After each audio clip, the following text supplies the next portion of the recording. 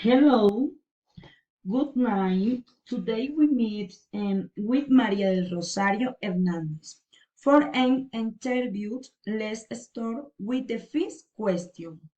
One, do you live in Colombia?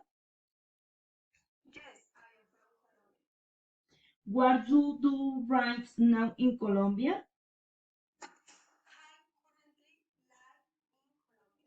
Three, where did you what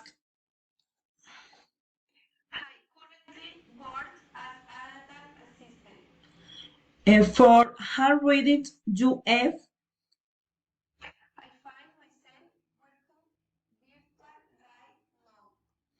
Five, did you read Magenesis?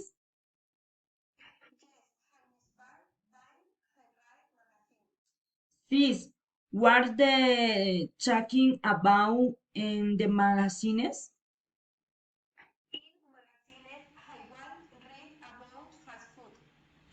Do you like burgers? Do you eat Chinese food?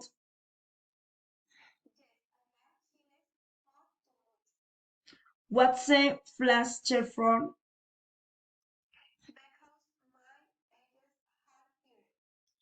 What will you tomorrow?